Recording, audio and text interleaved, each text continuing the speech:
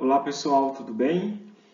Então essa é a segunda parte da aula de controle microbiano e nessa parte da aula eu vou falar de alguns métodos de controle microbiano físicos, como por exemplo o calor, a filtração, frio, né, no caso baixas temperaturas, alta pressão, dessecação, pressão osmótica e radiação. Pois bem, a esterilização obtida pelo uso de agentes físicos, como o calor, representa um dos métodos mais comuns de conservação de alimentos, assim como de meios de cultura, vidrarias, de laboratórios, assim como instrumentos hospitalares também, empregando o calor úmido ou o calor seco. Um exemplo de calor úmido é a fervura, mata bactérias vegetativas, quase todos os tipos de fungos e seus esporos, né, dentro de cerca de 10 minutos. Já no caso de esporos bacterianos e alguns vírus, não são destruídos tão rapidamente. Um exemplo de vírus é o da hepatite, por exemplo, né? Pode sobreviver até 30 minutos de fervura. E alguns esporos bacterianos podem resistir à fervura por mais de 20 horas.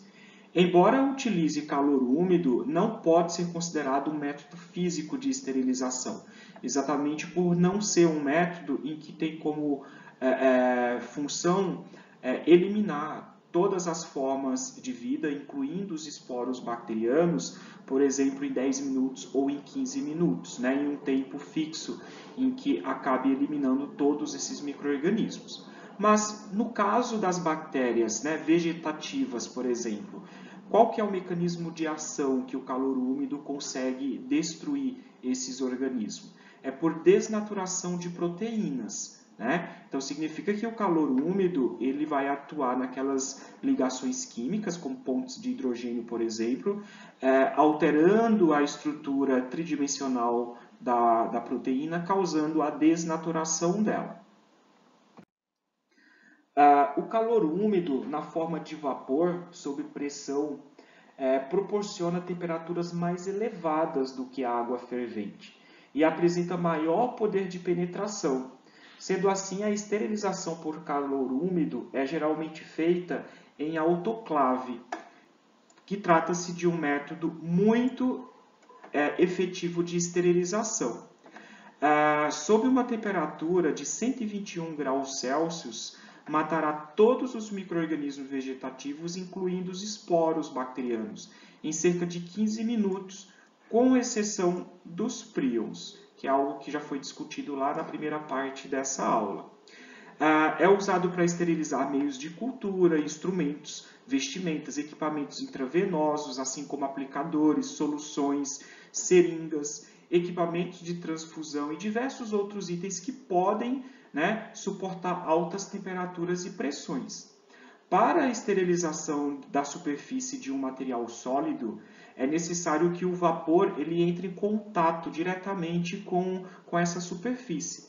Então, não é indicado a utilização, por exemplo, de papel alumínio para embrulhar determinados produtos que você precisa esterilizar na autoclave, porque o alumínio ele não vai permitir esse contato, né, do vapor com a superfície e assim ocorrerá falhas nesse processo de esterilização.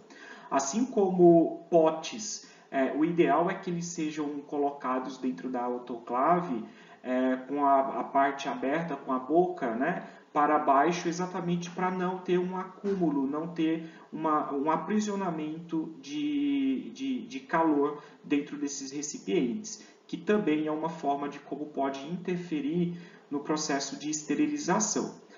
Como trata-se de calor úmido também, o mecanismo de ação é por desnaturação de proteínas. Vários métodos comerciais são disponíveis, que estão disponíveis indicam se a esterilização foi obtida por tratamento com calor.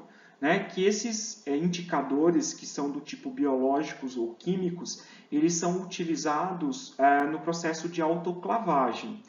Então, quando a gente coloca um determinado produto, né, um meio de cultura, né, em um recipiente específico, ou até mesmo outros materiais a serem autoclavados, existe essa fita, né, que é um exemplo de indicador químico, em que você pode colocar um pedaço dessa fita nesse material que vai ser autoclavado.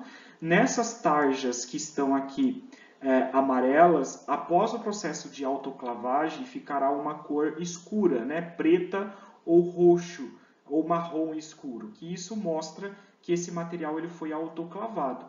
Assim como tem também até algumas fitas em que aparece o nome autoclavado, assim como ocorre uma identificação por reação de cor também, que isso demonstra que foi autoclavado aquele material. Então, isso são tipos de indicadores químicos. Assim como também existem os indicadores biológicos. Né? No caso dos indicadores biológicos, são utilizados esporos bacterianos. Esses esporos eles podem estar em uma fita ou eles podem estar em um suporte específico, em que é colocado juntamente com o material que foi submetido a esse tratamento, e após todo o período de autoclavagem, né, em que é necessário uma temperatura de 121 graus Celsius durante 15 minutos, após esse processo de esterilização, esses esporos eles são semeados em um meio de cultura específico e incubados uma temperatura específica, e será avaliado posteriormente se ocorre ou não o crescimento, né, bacteriano. Se houver um crescimento bacteriano naquele meio, significa que a autoclave pode estar com algum defeito e que isso contribuiu para que esse material ele não tenha sido efetivamente esterilizado. Né? Então, aqui são exemplos de indicadores, tanto biológicos quanto químicos, que são utilizados para testar a efetividade desse tratamento utilizando o calor úmido na forma de vapor sob pressão. Lá nos primórdios da microbiologia, Pasteur descobriu um método de prevenir a deterioração da cerveja e do vinho. Pasteur usou um aquecimento leve, que era suficiente para matar os micro-organismos que causavam problemas de deterioração, sem alterar o sabor do produto, surgindo assim o método de pasteurização, que é usado até hoje para o tratamento do leite. O leite é submetido a temperaturas mínimas de 72 graus Celsius por 15 segundos, que mata todos os micro-organismos que são patogênicos, que estão na sua forma vegetativa, assim como a maioria dos micro-organismos não patogênicos. E esse tratamento ele é conhecido como pasteurização de alta temperatura e curto tempo. A desvantagem desse tratamento é que muitas bactérias relativamente resistentes ao calor, no caso das termófilas, por exemplo, sobrevivem à pasteurização, né, de alta temperatura e curto tempo, mas tem pouca probabilidade de causar doença ou deteriorar o leite refrigerado. No caso dessas bactérias, elas não irão causar doenças, né, nos seres humanos, caso ingerindo através do leite, assim como esse leite ele é refrigerado, ele é mantido, né, na geladeira, não chega a nenhuma temperatura necessária para que a bactéria consiga crescer, que no caso seria uma temperatura superior a 45 graus Celsius. Outros produtos, além do leite, como o sorvete, o iogurte e a cerveja, também são pasteurizados, só que com tempo e temperatura variados. O aquecimento ele é menos eficiente em alimentos mais viscosos, e as gorduras podem exercer um efeito protetor para os micro-organismos, que é o que nós já vimos anteriormente lá na primeira parte dessa aula. Então, a indústria alimentícia, quando submete um determinado alimento derivado do leite, por exemplo, em que ele tem essas características, no caso viscosa ou gordurosa, para se certificar de que ele foi realmente pasteurizado, é feito um teste que é chamado de teste da fosfatase. Então, a fosfatase é uma enzima que está presente no leite. Então, através desse teste, identificando que essa enzima está inativada, significa que esse alimento ele foi pasteurizado. O leite também ele pode ser esterilizado, pode, né? Então, qual que é o método, né? Qual que é a variação de tratamento de pasteurização que pode ser aplicado e que nesse caso vai causar a esterilização total do leite, ou seja, eliminando todas as formas de vida, inclusive os esporos bacterianos e ainda mais, podendo ser armazenado sem refrigeração por vários meses.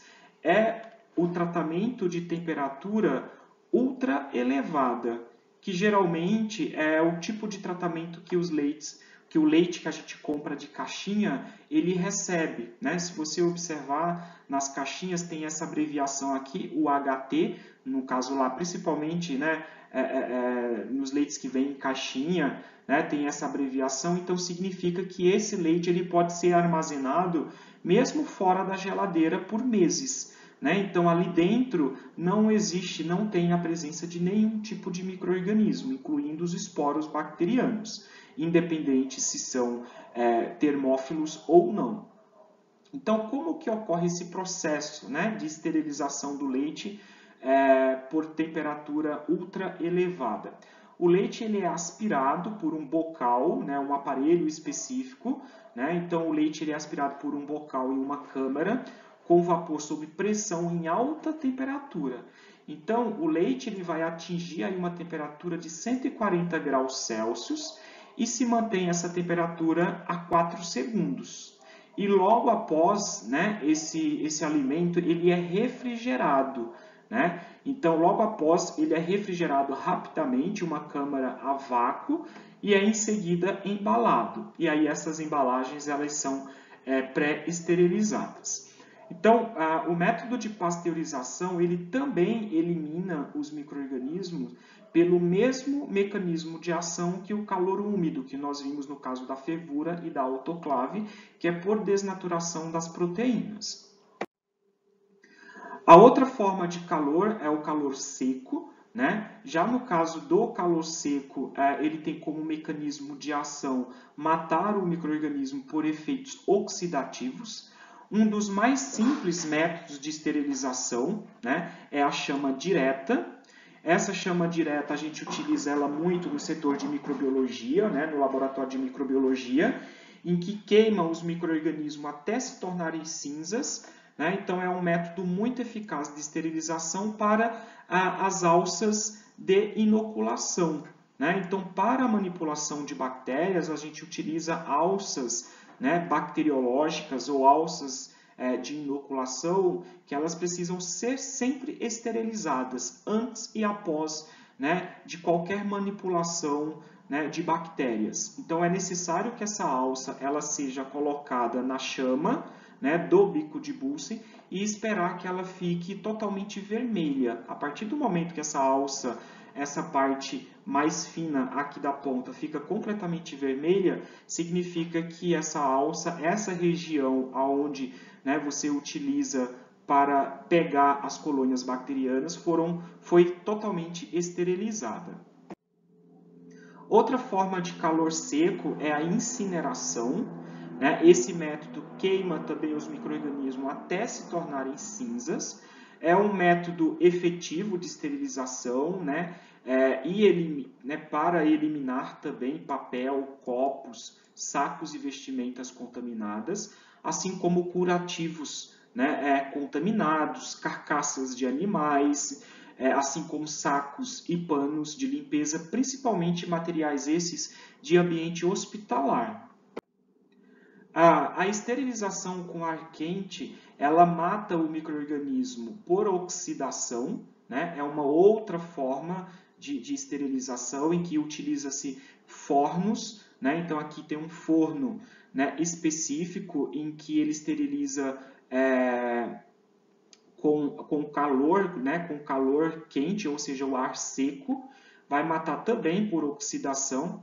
É um método muito eficaz, mas requer uma temperatura de 70 graus Celsius por cerca de 2 horas. né? Então, você deixando esse material a essa temperatura de 70 graus Celsius por cerca de 2 horas, consegue esterilizar vidros, assim como instrumentos cirúrgicos, vaselina, entre outros materiais utilizados no ambiente hospitalar, assim como em ambiente consultórios, utensílios de consultórios de procedimentos odontológicos, entre outros materiais que possam estar contaminados com material orgânico, como sangue, secreções purulentas, entre outros materiais.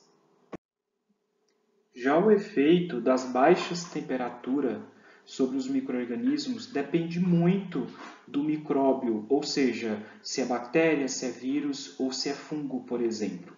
Né? Nas temperaturas de refrigerador, em que tem uma temperatura comum de 0 a 7 graus Celsius, a taxa metabólica da maioria dos micro-organismos é tão reduzida que eles não podem se reproduzir ou até mesmo sintetizar toxinas. Sendo assim, a refrigeração ela exerce um efeito bacteriostático. Já no caso do congelamento profundo, é um método eficaz para conservar culturas microbianas, em que as culturas elas são rapidamente congeladas a menos 50 ou até menos 95 graus Celsius. Um outro método também de baixas temperaturas, utilizando baixas temperaturas, é a liofilização. Nesse processo, a água ela é removida por alto vácuo em baixa temperatura, né, permitindo que a água congelada no material passe diretamente para a fase sólida, passe diretamente da fase sólida para a fase gasosa, sem passar pela fase líquida. Então, esse método de liofilização, assim como congelamento profundo, refrigeração, que são exemplos de métodos de baixa, né, utilizando baixas temperaturas, são indicados principalmente para a conservação dos alimentos, assim como também de drogas e culturas bacterianas, como eu já citei anteriormente. E qual que é o mecanismo de ação, né, de qualquer um desses métodos utilizando baixas temperaturas?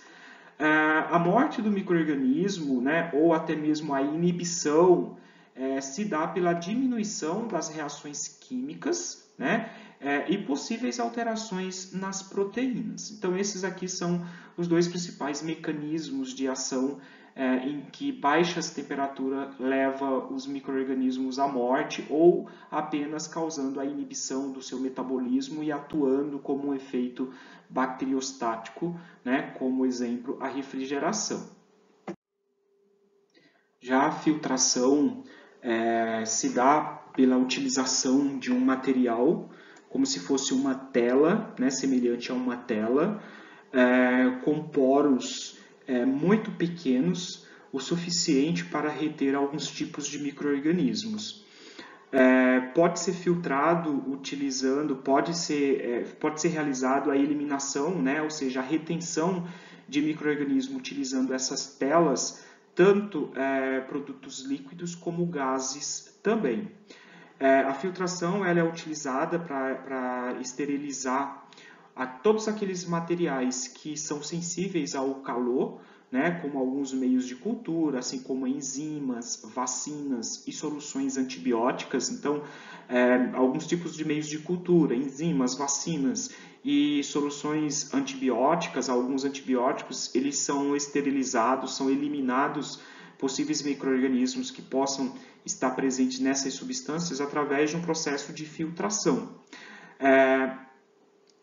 Em salas cirúrgicas, assim como salas em que podem estar pacientes queimados, né, que sofreram queimaduras recentes, existem nas salas, por exemplo, entradas de ar. Então, nessa entrada de ar existe a presença de filtros também específicos para fazer a retenção, para reter possíveis micro-organismos que possam estar entrando, e assim esse ar ele está ausente, né, isento de possíveis micro-organismos que possam se depositar sobre essas lesões, né, decorrentes de queimaduras, assim como de procedimentos cirúrgicos. Os principais filtros que são utilizados são os filtros EPA. Esses filtros EPA, eles removem quase todos os micro-organismos, sendo que maiores que 0,3 micrômetro de diâmetro, então eles são mais eficazes para a retenção de bactérias, assim como fungos também. E filtros de membrana. No caso, os filtros de membrana são mais recentes, são filtros que possuem apenas 0,1 milímetro de espessura, né? São telas muito finas, e os poros que estão presentes nesses filtros de membrana têm tamanhos que podem variar de 0,22 micrômetro a 0,45 micrômetro, destinados às bactérias também. Exceto espiroquetas e micoplasmas. No caso, as espiroquetas são bactérias muito flexíveis, então elas podem estar passando através desses poros, e micoplasmas, né? No caso, micoplasmas têm sorotipos em que não possuem parede bacteriana, então essas bactérias elas são também muito flexíveis, né? Por não possuírem parede, e podem estar passando através desses poros, mesmo tão pequenos, de 0,22 micrômetro a 0,45. Existem também filtros com poros ainda menores, né, de 0,01 micrômetro. Aí, no caso desses, eles retêm vírus, né, fazem a retenção de vírus, e mesmo algumas moléculas grandes de proteínas também. Já no caso da alta pressão, esse método de controle ele se aplica em suspensões líquidas, é muito utilizado para suspensões líquidas, principalmente para o tratamento de sucos de frutas. No caso do Japão, por exemplo, eles utilizam muito, a indústria alimentícia, né, no Japão utiliza muito esse procedimento de alta pressão para eliminar micro-organismos presentes em sucos de frutas. Então, a pressão ela se transfere a partir do momento que é aplicado essa alta pressão, ela se transfere instantaneamente e uniformemente para a amostra, e tem como mecanismo de ação as estruturas moleculares das proteínas e dos carboidratos, né? Então, essas estruturas moleculares elas são alteradas, resultando na rápida inativação das células bacterianas vegetativas. Já no caso dos esporos, eles são relativamente resistentes à alta pressão, né? Então, esse método ele é mais indicado, no caso, para micro-organismos vegetativos. Mas no caso, ocorrendo uma combinação de alta pressão com temperaturas elevadas, nesse caso pode ser eficaz para esporos bacterianos, mas apenas a alta pressão não tem nenhuma efetividade, né? Uma das vantagens da utilização desse método de controle, no caso para a eliminação de micro-organismos presentes em sucos de frutas, é que ele mantém, né, esse método ele mantém o sabor, assim como a coloração e os valores nutricionais dos produtos. Então, por isso que é muito utilizado por alguns países esse método de controle para sucos, né, como já falei.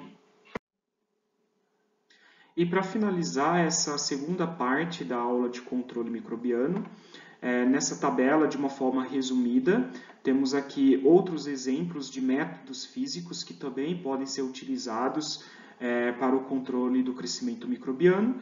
No caso, a dessecação, pressão osmótica e radiação do tipo ionizante e não ionizante. A dessecação ela tem como mecanismo de ação causar a interrupção do metabolismo bacteriano. Esse método ele envolve a remoção de água dos micro-organismos, né? Ou seja, causando aí um processo de desidratação, desidratando esse micro-organismo pela eliminação de água do seu conteúdo intracelular, no caso da bactéria, por exemplo. A dessecação é considerado um agente físico, né, que tem efeito bacteriostático, né? Ou seja, uma vez que é eliminado esse método de dessecação, o micro-organismo ele voltando para o ambiente com concentrações de água, ele consegue voltar a se reproduzir novamente. é utilizado na conservação de alimentos, né? Sendo, né, um método bastante eficaz.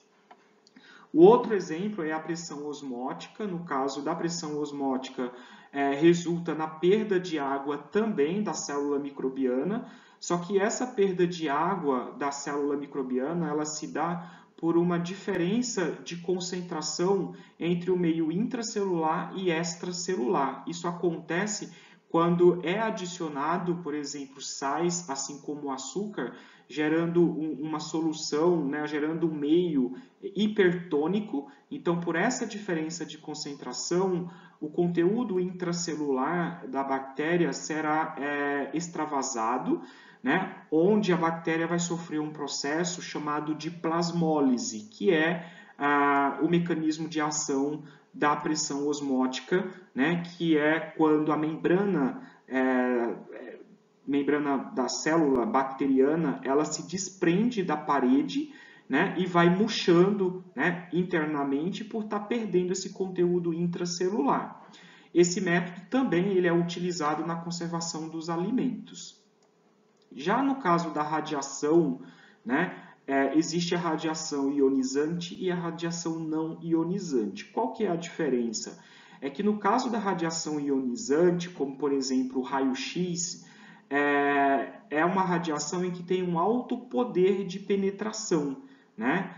Então ele consegue causar a destruição do DNA bacteriano. Com essa destruição do DNA bacteriano, a bactéria com certeza ela vai morrer, né? Considerando a radiação ionizante um método de esterilização, né? Um método que consegue eliminar aí totalmente o micro-organismo. É muito utilizado para esterilizar produtos farmacêuticos, assim como suprimentos médicos e dentários. Já no caso da radiação não ionizante, onde utiliza-se lâmpadas, né, ultravioleta. No caso, essa lâmpada ultravioleta ela tem uma ação germicida. Ela é utilizada, esse método ele é utilizado para o controle de crescimento microbiano dentro de ambientes fechados. Então, a radiação ionizante ela possui um pequeno poder de penetração, onde não consegue destruir o DNA. O máximo que essa radiação não ionizante causa são danos no DNA bacteriano. Um exemplo de ambiente, pensando no setor de microbiologia, em que tem essa lâmpada UV, né, que a gente utiliza radiação não ionizante, é no fluxo laminar, né, que é uma espécie de uma capela, onde tem uma lâmina ultravioleta, em que a gente acende e deixa durante um período de aproximadamente 15 minutos.